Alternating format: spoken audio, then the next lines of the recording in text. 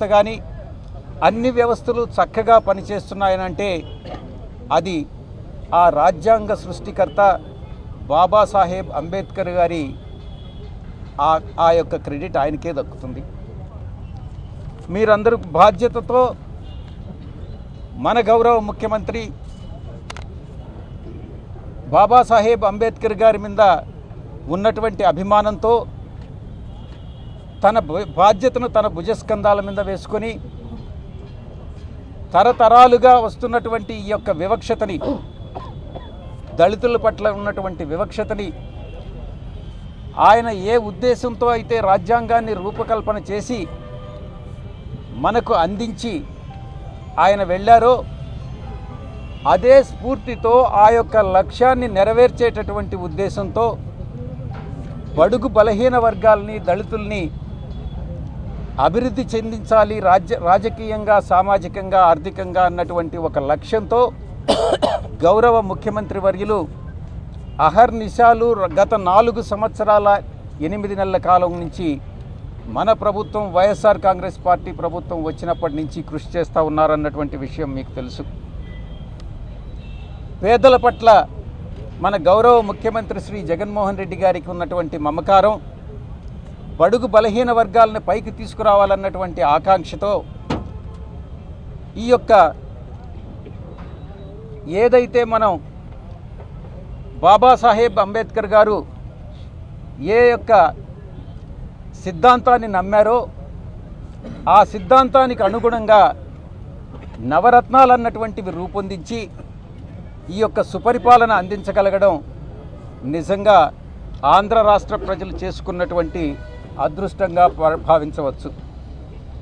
బాబాసాహెబ్ అంబేద్కర్ గారు ఒక దార్శనికుడు, ఒక దీశాలి.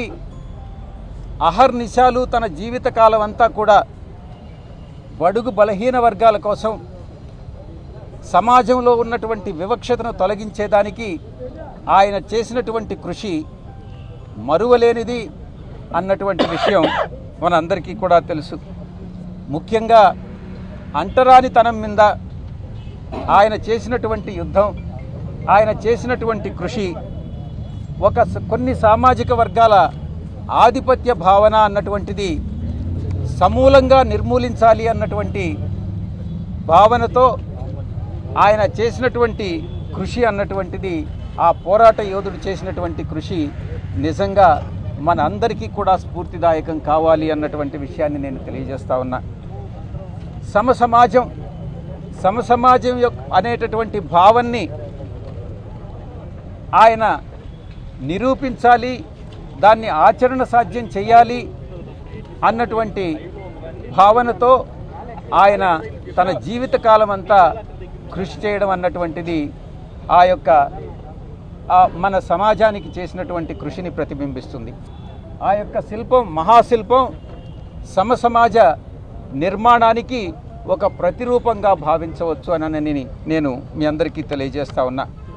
ఈ మహాశిల్పం చరిత్రలో సువర్ణాక్షరాలతో నిలిచిపోతుందనని, ఆంధ్ర రాష్ట్ర చరిత్రలోనే సువర్ణాక్షరాలతో నిలిచిపోతుందనని, మనం మాత్రమే కాదు, ఆయన భౌతికంగా మన దగ్గర లేనప్పటికీ కూడా ఈరోజు మనం ఎలాగైతే మనం ఆయన ఆశయాల్ని, ఆయన భావాల్ని ముందుకు తీసుకెళ్తున్నామో అదేవిధంగా భావితరాలన్నీ కూడా, మన తర్వాత మన జనరేషన్స్ అన్నీ కూడా ఆయన ఆశయాలకు ఆకర్షితులై ఆ ఆశయాలు నెరవేర్చేటటువంటి క్రమంలో భాగంగా ఈ ఒక స్ఫూర్తిదాయకంగా భావితరాలందరూ కూడా పనిచేస్తారనని, కొన్ని వేల లక్షల సంవత్సరాలు ఈ యొక్క మహాశిల్పం ఆ స్ఫూర్తికి నిదర్శనంగా మిగిలిపోతుంది అన్నటువంటి విషయాన్ని తెలియజేసుకుంటూ సెలవు తీసుకుంటా ఉన్నాను.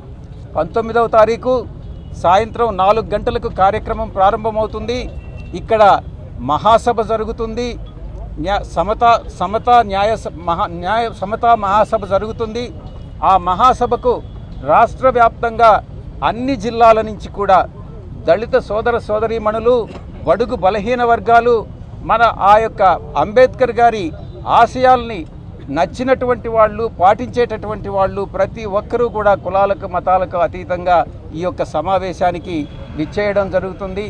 మేము వాళ్ళు స్వచ్ఛందంగా వస్తున్నారు. వాళ్ళందరూ కూడా ఇంచుమించు 1,00,000 పైచిలకు ఇక్కడ విజయవాడలో అంతమంది ప్రజలు పార్టిసిపెంట్స్ అనే పట్టరు కాబట్టి 1,00,000కి 1,20,000కి పరిమితం చేయాలి అన్నటువంటి ఉద్దేశంతో ఈ యొక్క కార్యక్రమాన్ని రూపొందించడం జరిగింది. సాయంకాలం 6 గంటలకి డ్రోన్ షో కానీ లేజర్ షో కానీ ఇక్కడ ఉంటాయి. ఈ యొక్క భవిష్యత్తులో ఈ యొక్క ప్రాంగణం ఒక పర్యాటక కేంద్రంగా రూపొందుతుంది అన్నటువంటి దానిలో సందేహం లేదు. లైబ్రరీ కానీ, లోపల ఆడిటోరియం కానీ, వెనకాల కన్వెన్షన్ సెంటర్ కానీ, మ్యూజియం కానీ ఇవన్నీ కూడా ఒక పర్యాటక కేంద్రంగా భవిష్యత్తులో రూపుదిద్దుకుంటుంది అన్నటువంటి విషయంలో సందేహం లేదని తెలియజేసుకుంటూ సెలవు తీసుకుంటా ఉన్నాను. 20వ తారీఖు తర్వాత పబ్లిక్ని సందర్శనకు అలౌ చేస్తారు. Thank you.